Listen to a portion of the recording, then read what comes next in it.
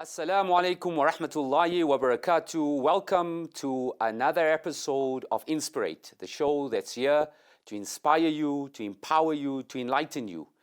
We're running this series around redesigning, reframing a new socio-economic paradigm, given the ravages of COVID-19 in our lives. Every facet of our being has been upset by this pandemic. Socially, economically, politically, spiritually. We've had to reflect, introspect, and see how we can do things differently. COVID has also shown us a lot of the problems in our society.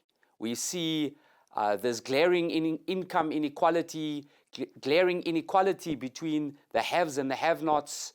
We've seen people losing jobs, emotional challenges, relationships breaking down, and it's about how can we do things differently. But before we get to speak about how we can do things differently, we need to understand how did we get to where we are.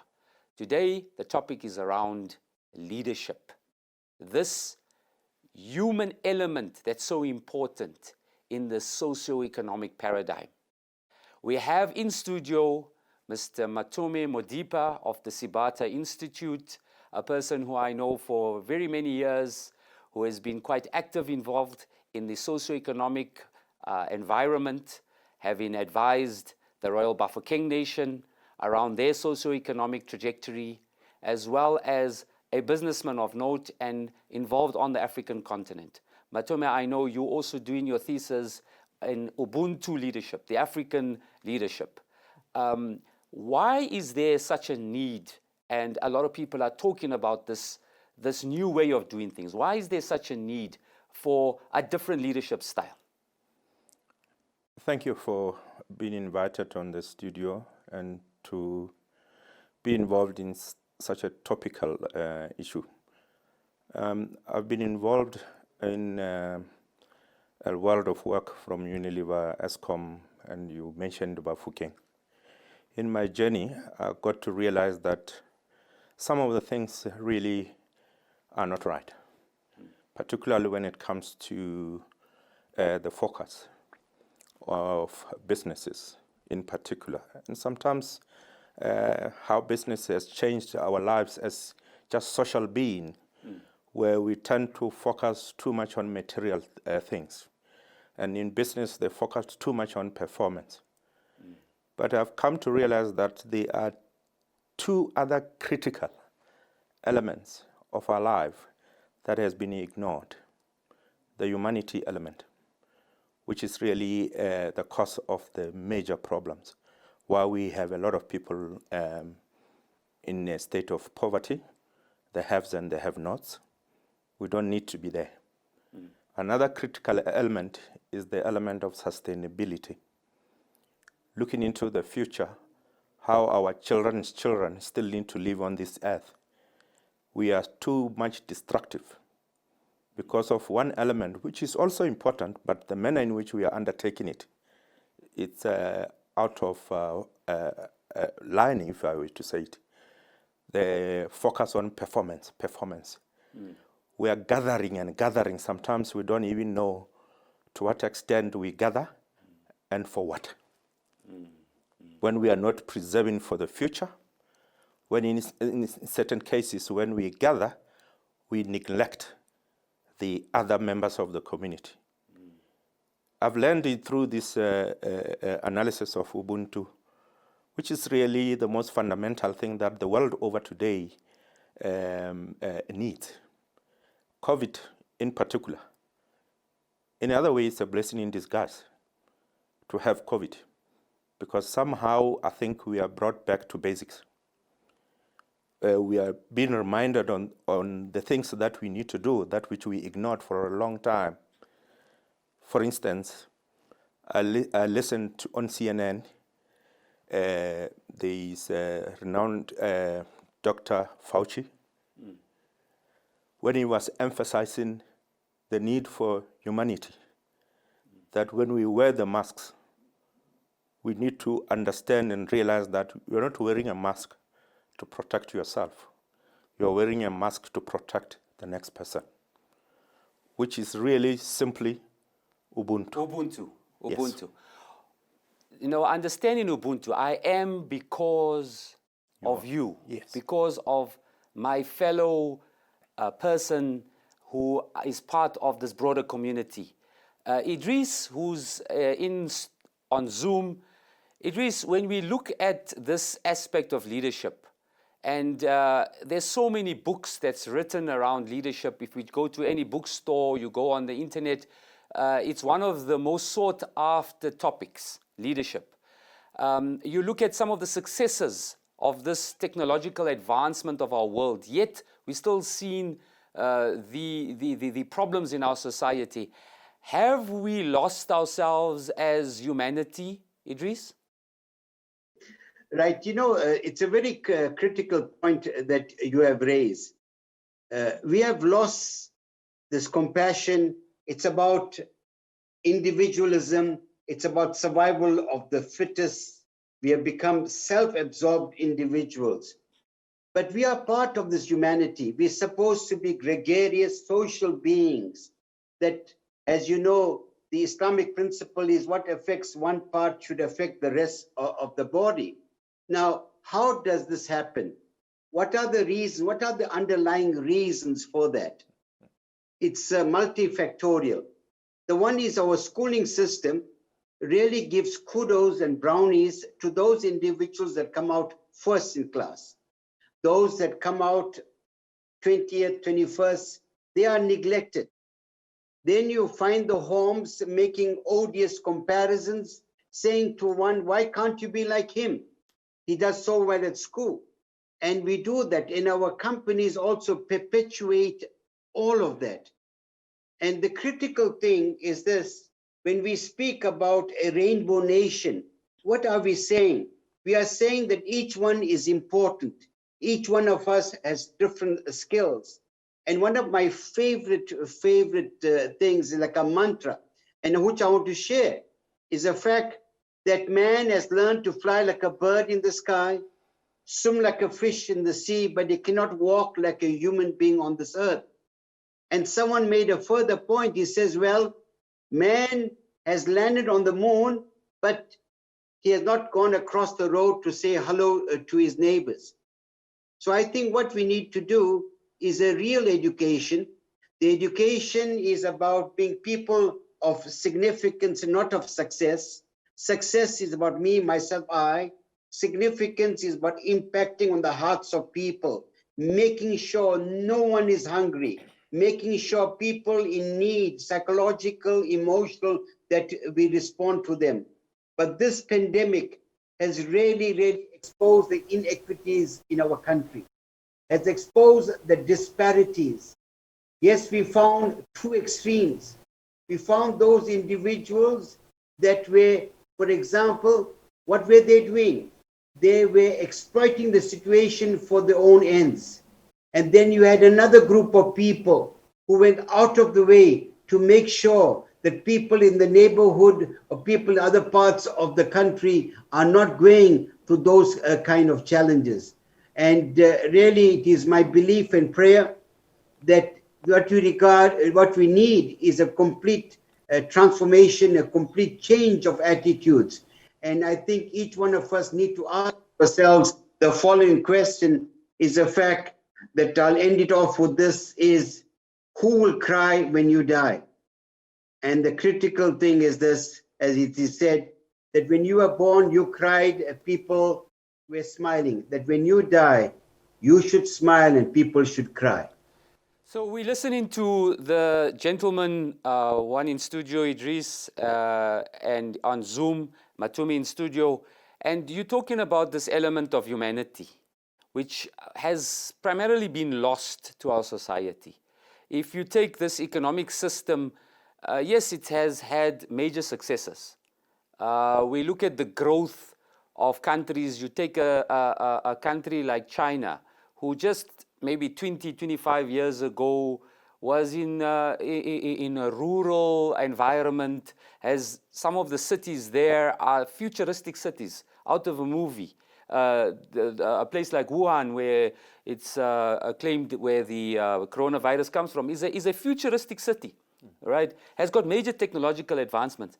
But at the same time, what I'm hearing is that the problems we're facing is this human element, this humanness, this humanity has been almost taken out of our very beings.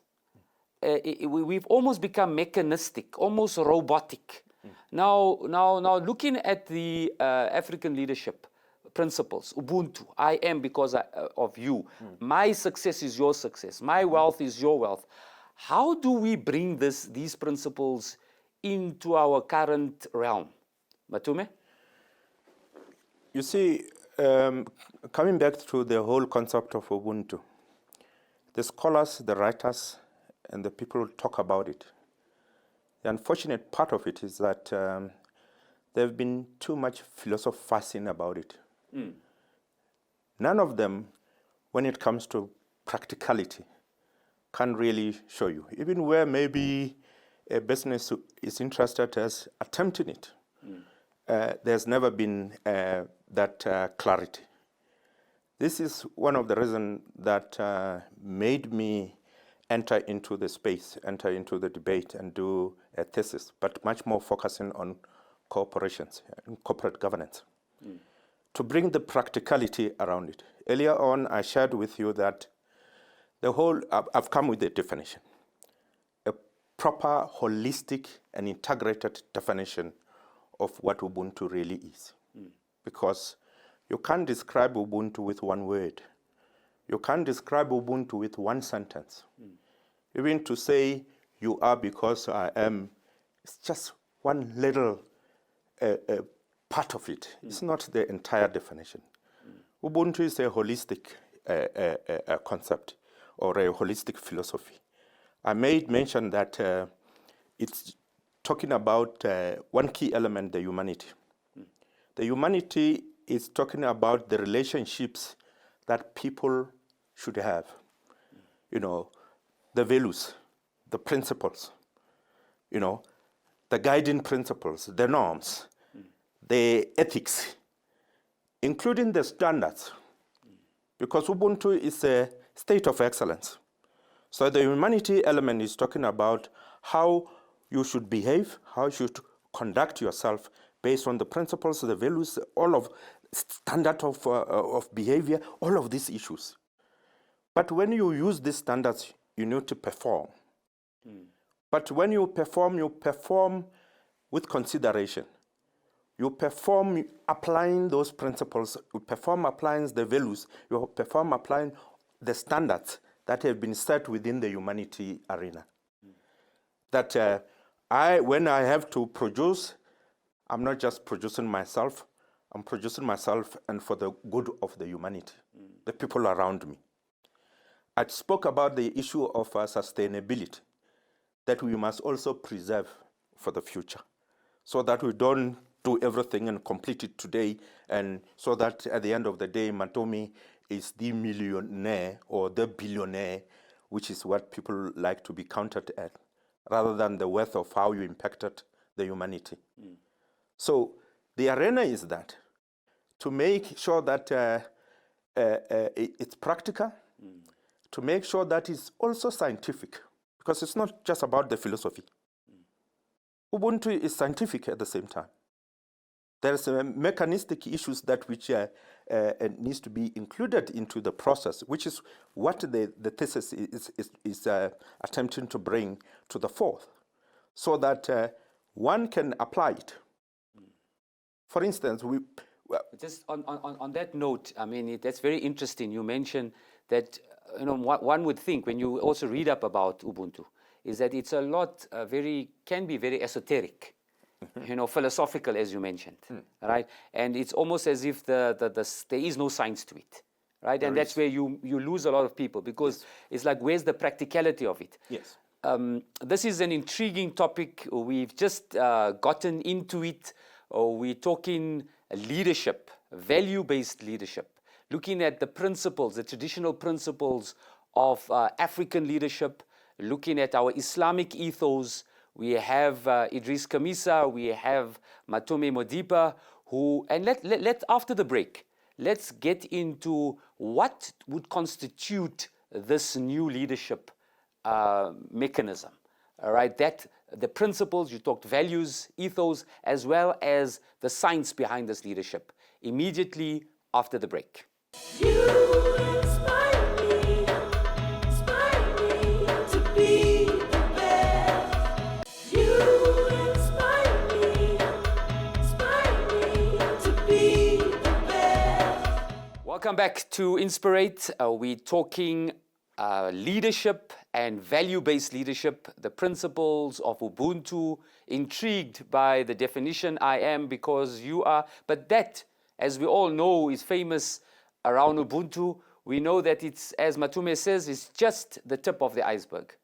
There's so much more. It's just not a philosophy. It is around the mechanistic elements, the processes, the values, ethics, and so much more, norms, standards, which you mentioned.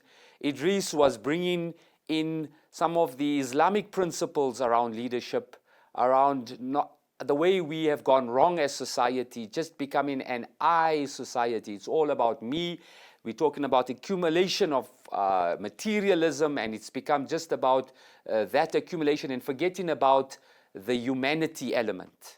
And I think this is where, from an economic system, from a fabric of our socio-economic paradigm, we have gone wrong as society. This is why you see such great disparities between the haves and the have-nots. Now, how can we do things differently? How do we usher in this new leadership style, Idris? How can we bring in these principles, these values, these norms around caring, around empathy, Idris? Yes, one of the critical things that, even if you look at it from an Islamic perspective, if you look at the leadership of Prophet Muhammad, peace be upon him, I think, there are so many things that we can learn. In fact, every aspect of his life has a relevance. What did it have? Here was a leader who had integrity, who had compassion. And, funny enough, today we speak about ethical leadership and transformational leadership. There was a time when people said he is a leader. We assumed that he had ethics. We assumed that it wasn't self-serving. We assumed it was transformational. Now we've got to add these words, as it were, to preface all the other things that we are saying. And Prophet Muhammad, peace be upon him, was a servant leader. He was there to serve. It wasn't about self-serving, right? And also it was a creative, and we found that the compassion for the poorest of the poor was unbelievable. There was no bureaucracy. If you were in need, you could go to him. And that is a leader who was there for the people. He wasn't there for himself, and he had a higher purpose.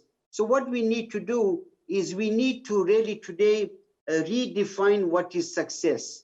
We need to redefine what it is that makes a person into a human being that would leave a legacy. There are too many things many of us are doing for our CV, but we are doing very little for our legacy. And it is a crying shame. This is such a beautiful country. It has so much of aesthetic, physical beauty. It has beautiful human beings, but I must tell you, our politics leaves much to be desired. The conflict politics, the politics about only serving, individuals that support you as part of an organization goes completely antithetical to what leadership should be all about. So there are three fundamental things that I would recommend. I think we need to go back to our schools to develop young people and to let them know. And the question we should ask each child at the school, what is your aspiration? What career do you want to pursue? And who is going to benefit from the career? They must know if they are doing anything, they're doing it so the others will benefit. The second fundamental thing is what we require is a complete eradication of corruption, a complete eradication of nepotism. Because when leaders display those qualities, what happens? Young people will say, listen, man, there's always a shortcut to success. And the shortcut is often a long cut. A shortcut is a time when we compromise on our integrity and our capacity to do good.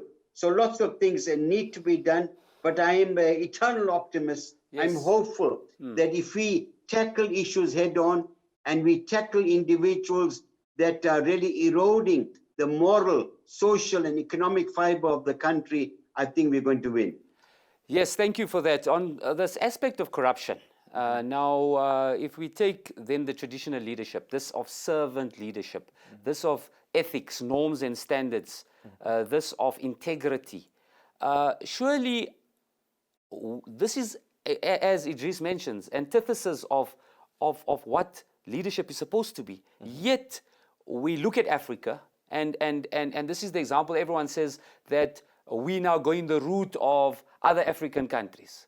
We've lost our way. If the Ubuntu principles are the DNA of our continent, how then have we lost our way? Matume? We lost our way because we abjugated our responsibilities, even as individuals. Ubuntu, one of the key aspects of it is assessment.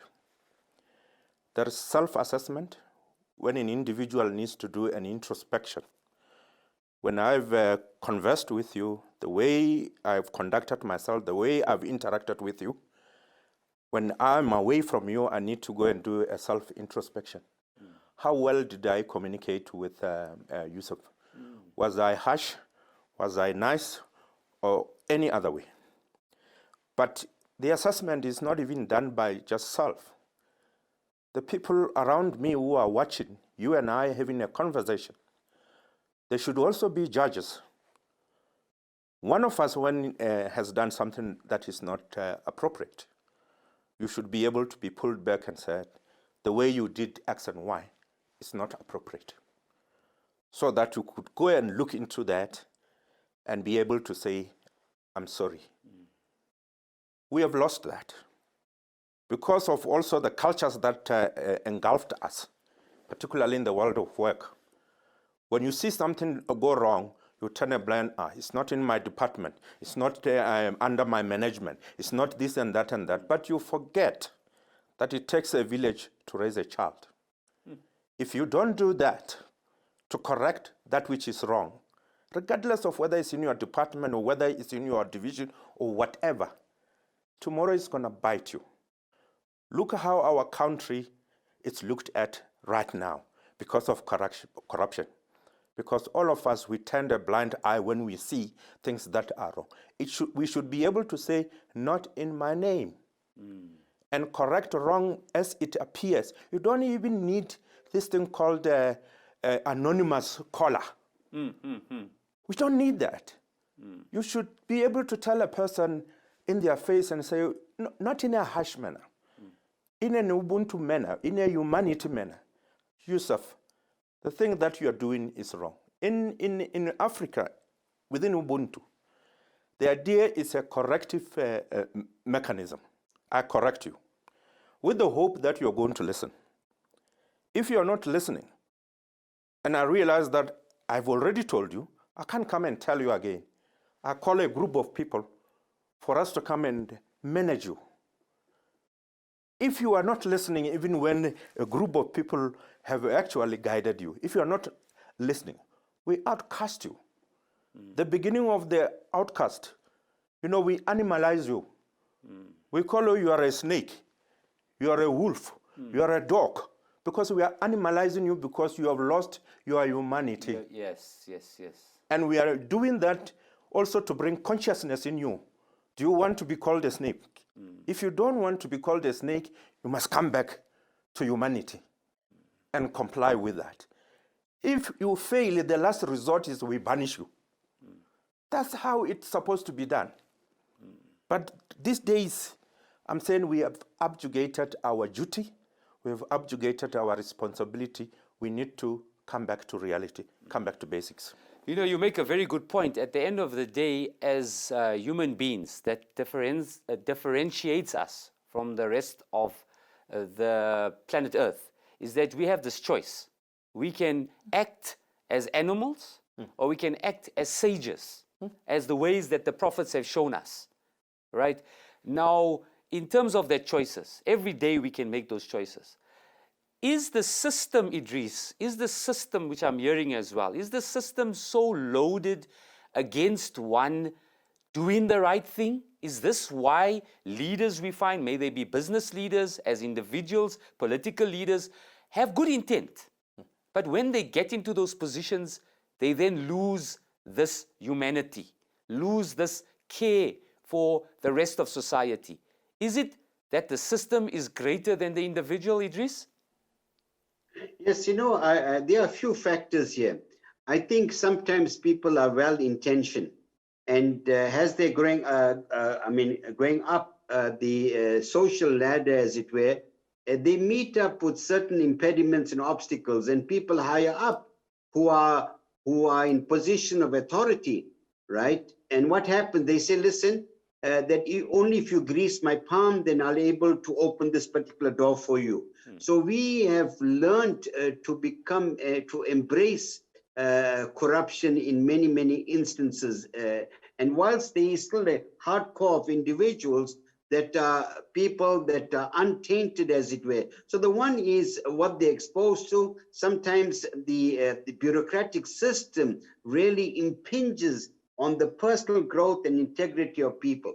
What we need to do is to develop a kind of critical mass of individuals who will say it's enough is enough, not on my name, as it has been said, right? Not on my name. And we've got to stand up to these kinds of things. Otherwise, it's going to be ineluctable. It's going to go. We're going to continue to be eroded. It will be a down, a spiral that no end, right? Until we are in a particular abyss. So what I'm saying is this, that we need to support individuals who stand up for what is right, people of integrity. We got to make sure, as we know, we learn in Islam, that every person is a shepherd, and each one of us is leading a group of people, right? The father, his family, the teacher, the students, and so on and so forth. So we got to make sure that we develop in them those wholesome values of not being selfish, but being selfless, values of sensitivity and compassion, values of uplifting those in need. And these are important imperatives. And I think the bottom line is this, that when people forget there's a higher purpose, that there is no shortcut to happiness, you'll have to go to bed alone at night. And can you imagine that individual who has peace of mind knowing that he did not succumb to any kind of corruption, whilst the other person goes to bed mind plotting, conniving, and conspiring. And I really believe that as individuals, each one of us, we are born with this innocence, this fitra, as it were. And I really believe we can restore that credibility when there is a critical mass that is going to put a stop to all of this. Thank you. Look, what I'm hearing again is that we have this goodness in us, in each one of us. Matume, you mentioned that it's the principles of Ubuntu. Idris, you're talking about this integrity, this value system that as Muslims as well, we need to be espousing. Now, yet at the same time, we know the reality is that each one of us do err. You may become a leader and then the system creeps into you. You may do the wrong thing. The question is, how can we change this trajectory? How can we move ourselves into this value-based environment, value-based society? Let's explore this after the break. You inspire me to be the best. You inspire me to be the best. Welcome to Inspirate. This is the show around a value-based leadership.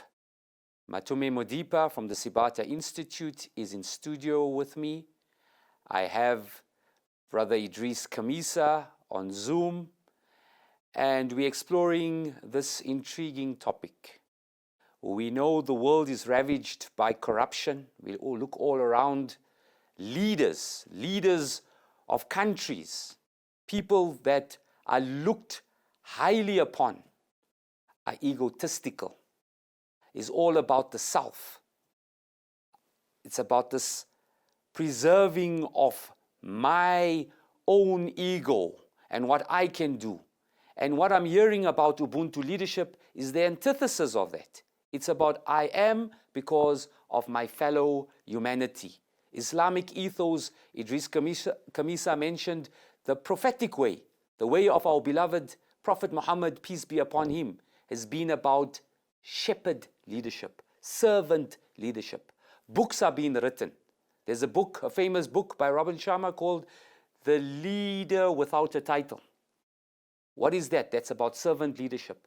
The question is, if we know all of these principles, why then do we still have this challenge? Why is this world still ravaged by this egocentric self-preservation that has then permeated into our economic system that's all about this accumulation and greed and just about me, me, me?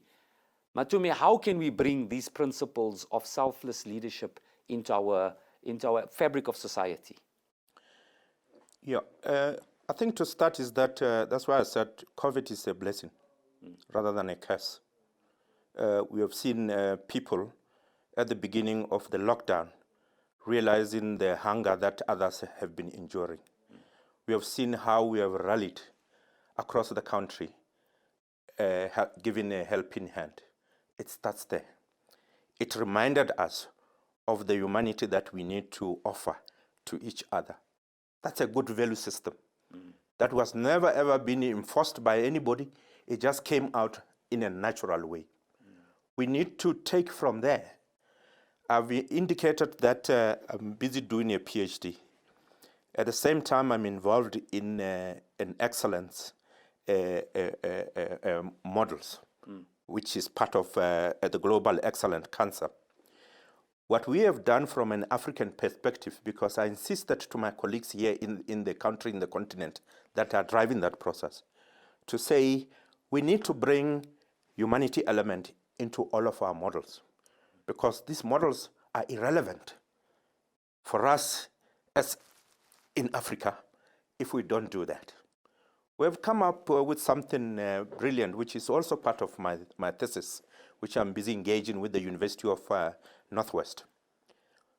We managed to derive 4 key elements, which needs to be taught with all the leaders in the business world, in the organizational world, in the government world.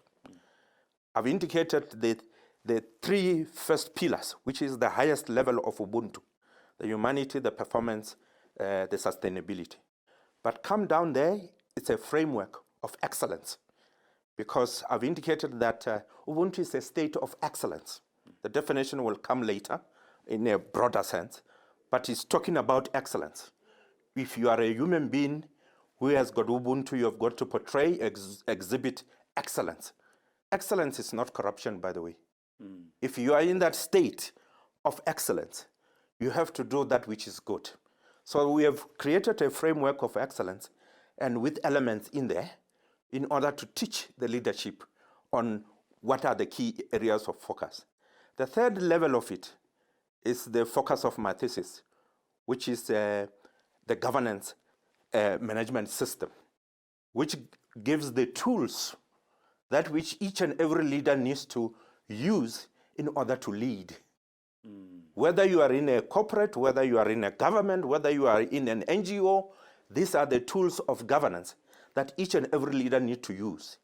The fourth element is the assessment tools that assess the organization. We call it SPEAR here in Africa. In Europe, they call it another name, but it's not the same as ours because it doesn't have the humanity. They call it the radar in Europe. Here we call it SPEAR. SPEAR is an assessment tool that assesses the organization's performance, whether it has performed in a holistic way that benefits the rest of the people. I'm not even calling it stakeholders because the word stakeholders has been also distorted, but I'm calling about the people that are relating to the organization or the people that belongs to the government. How they all benefiting? We also can use it to assess the individuals and their role and responsibility and their accountabilities as to whether have they done what they are supposed to do. In government, they initiated the principle of Batopeli, which is really one of the elements of Ubuntu. People first. But how well have they exercised it? And this is one of the aspects that we are incorporating into this excellent framework, into my governance management system, so that we have this clearly taught to those that maybe have forgotten, to those that claim they want to do it, but they don't know how. Together with University of the Northwest, out of this thesis, we are also engaging with the professor, who is my supervisor, involving him into this equation. That in the past even, Ubuntu was looked from an IKS point of view, Indigenous Knowledge System, which is history. But in the thesis that I'm bringing, we are bringing also futuristic, what we call Indigenous Excellence System, which is new intelligence. How do we bring new intelligence into the equation of Ubuntu? Because Ubuntu cannot be historic. It is historic, which is where we're earning our knowledge from, but it must be futuristic. And the relevancy. I think that's very important, Absolutely. right? I mean, we're living in a technologically advanced world. We're looking at our children that are seeing the future in a very different way to the way we've seen the world, right? Absolutely. They, at a young age, have got all the advent of technology at their fingertips and making it relevant for the world that we're living in today. Yes. In terms of that, Idris, when we look at it from an Islamic perspective, and I want you to come in from that perspective, the relevancy of these principles in the world we're living in today, have we as Muslims, now I'm challenging you, have we not left these beautiful principles, what I'm hearing from you, Matome, around the Ubuntu principles, is that they're actually so similar to the Islamic ethos. Yet, are we not doing enough, Idris, in terms of bringing these principles into the mainstream leadership ideology that we live in today?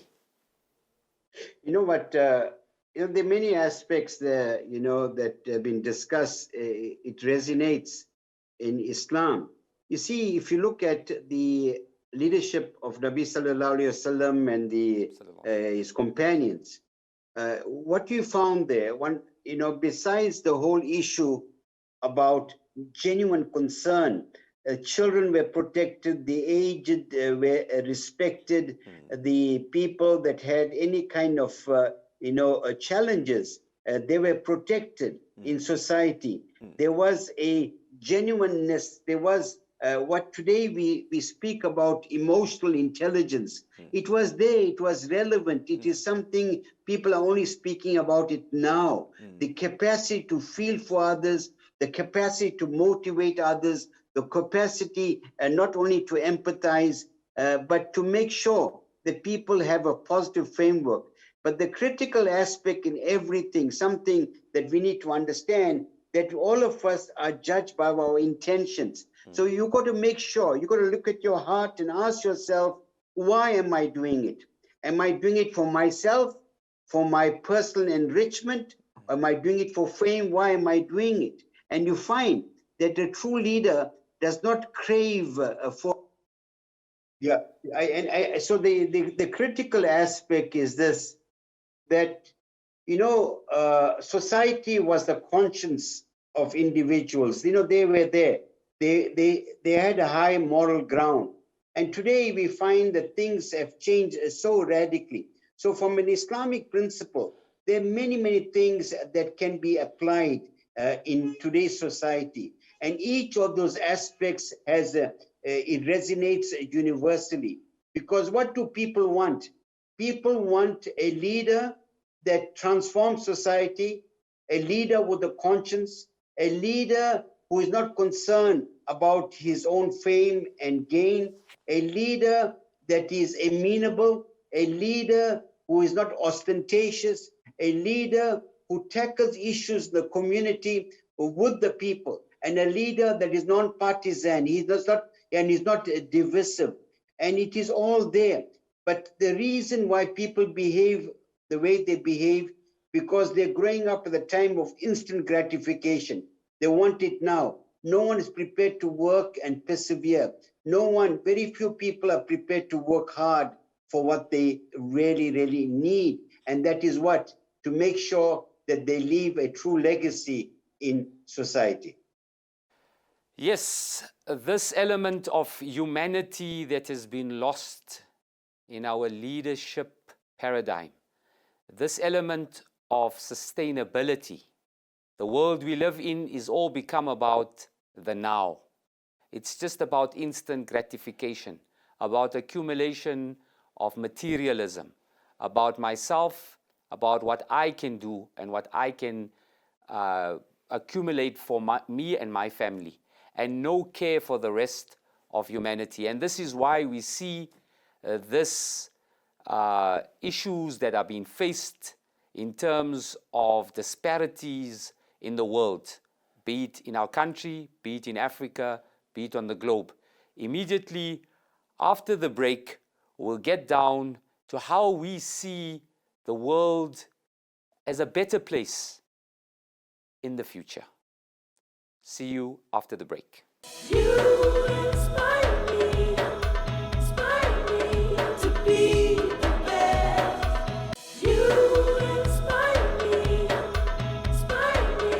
to be the best. Welcome back to Inspirate, the show that's here to inspire, empower, and enlighten you. We're talking a leadership, a value-based leadership. We'd like to thank our sponsors, Enza Home, where you can get all this beautiful furniture for yourselves as well as for your office. We also like to thank our partners, the Movement for United South Africa, MUSA, who we're collaborating with on this theme for the series around ushering in a new socioeconomic paradigm. Specifically, the topic today is on leadership. Can we usher in a new socioeconomic paradigm? Can we usher in, realistically? We heard about corruption that's ravaging our continent, our country, at a time when the world is in crisis. Yet leaders do everything that we spoke about, they do the opposite of. Right? Stealing products that are supposed to be for the vulnerable. Have we lost our way in such a way that we cannot get back to these principles of Ubuntu, these principles of the Abrahamic universal principles of Islam and Abrahamic religion? Have we lost our way, Matume? We have not. We have not. We have not. I'm very optimistic because back in our rural areas, these things still continue. I'm coming from the rural area of Queen Mujaji in Bulobedu. That's in the Limpopo. In the Limpopo. These things are happening. I've lived in KZN with the royal family of the Zulu. And when you go there, these things are happening. I've been with the royal Bafokeng. These things are still there. We have not lost them. And one thing that we even forget, I was reminding somebody, as to what is the empirical evidence that Ubuntu still exists. I said, here in the country, let's just remind ourselves of 1994, that we managed to forgive the harshest of the harshest conditions and forgive to move on. That is beauty of humanity. The fact that it still exists in people.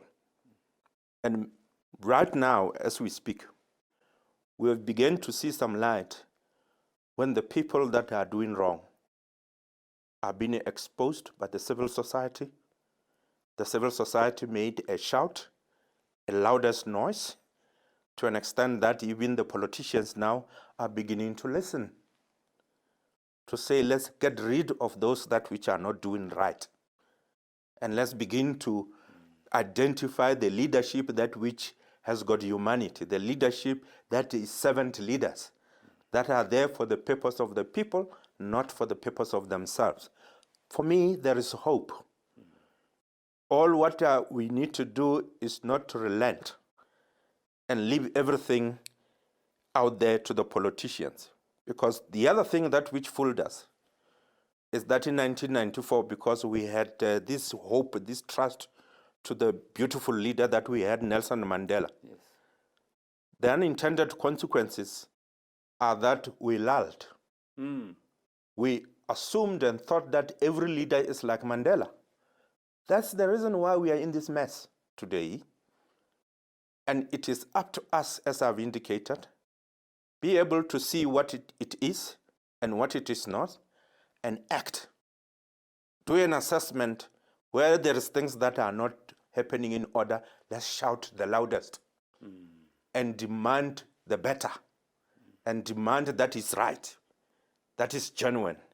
And when we do so, you will see how people exhibit that in an instant. Because it is the lack of action, the lack of discipline, the lack of putting somebody in jail when he has actually been criminal, that makes people to do things that are unfashionable and make them fashionable. So this is our call, this is our duty, this is our responsibility, that all of us, we must demand that which is right. And I've got hope that it will happen.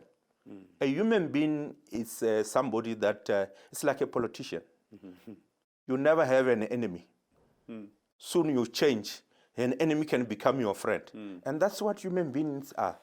And I believe we can turn back into a good leadership and good humanity. No, you say something very profound, and as Muslims, we cannot live on this earth without living with hope, living with this belief that there will be a better time, no matter how difficult the world is. Idris, how do you see it unfolding, if I may ask? Can we as humanity bring back these principles of good ethics that our beloved Nabi Muhammad sallallahu alaihi wasallam has taught us? Idris? Yes, indeed. I think we can take lessons from all the prophets, and the critical thing is this, that we have to be optimistic. That's very, very important. We have not reached the end in the road, but the bend in the road, unless we fail to take the bend. The critical thing is this, that, there's an Arabic saying that goes that we get the leaders we deserve. So if society changes, if society says enough is enough, then leaders themselves cannot manipulate. People will not bow down to any kind of pressure to them, that they will not pander to the whims and fancies of the leaders. And I'm not here to cast aspersion on all our leaders, but it is quite clear from what you've been reading in the recent past that there are some leaders that have been tainted more than others. And I think we need what you regard as collective grassroots reaction. People across faiths, we need to unite with our hearts to look for what is for the common good for our society. And it is imperative that our homes, our schools themselves really redefine, as I said, what is success. We need to ask ourselves what good actions we have done. Because it's very, very easy to sit in judgment, to pontificate, to sermonize. It's very, very easy to do that. But the question to ask yourself, what are you doing to make a difference? What needs to be done? And I agreed. Even during the pandemic, there was lots of pockets of excellence. Many companies, went out of the way to do great stuff in the communities. Many companies have done beautiful things for people working for them. And I've seen it. I know many such individuals. And I think if we can remove the selfishness and we create, a sacrificial nature where we create a selflessness, that people would realize that my happiness is not a selfish emotion. My happiness comes from me giving joy to others. It's my happiness comes from seeing that hungry child smiling again. My happiness comes from my involvement and commitment to root out corruption in this particular municipality. This gives me contentment. I do not want any accolades. I do not want any kind of kudos, as it were, or I don't want to be enriched by this. So I'm saying that it needs to be done. And I think with the Zondo Commission and everything else that's going around, I think people have realized that the end to corruption is very, very close. And I'm hopeful that the future is going to be a beautiful future, a future where every person can identify that as a South African, that I can make a difference. I've learned from the beautiful legacy of the incredible ethical transformational leaders that we had. Wow. We hearing that, yes, as COVID has come in as almost a mirror for us as society, shown us everything that's wrong with society. It's not like we didn't know that these things were not there. Maybe we became immune to it. And I think when the world stops, which COVID has forced us to stop and reflect, then when you still, you then start reflecting, introspecting. And when you do that, you start seeing maybe the realities, the authenticity of the way things are. And you start seeing that maybe as individuals we have been too selfish. Our leaders have been too selfish. The fabric of society has been just about myself, about the ego. And it is at this precipice, at this point in our lives, that we now need to look at how we can do things differently. What I'm hearing from our esteemed guests is that the principles of Ubuntu is about sacrifice, about integrity, and not just esoterically. There are principles behind it. Good governance systems. Whoever says that Africa is just about corrupt leaders, no. That's against the grain of what the African leadership DNA is all about. We look at our Islamic principles, the ethos that was taught to us by our Prophet Muhammad, peace be upon him. And it is about caring for humanity. It is about the benefit of our society, about what modernists talk about as abundance. Because if we create an abundant world, then we all benefit and our children do, as from a sustainability perspective. What the guests have left us with is hope. And that's the most important thing.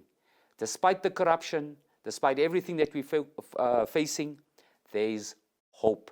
And on that note, we say, from Inspirate, our role is to inspire, empower, enlighten you, and to provide that hope. May you take these principles and take some of that and let's start implementing it in our own lives. If we do so, we then create a better home, a better society, a better country, a better continent, and a better world. Assalamu alaikum wa rahmatullahi wa barakatuh.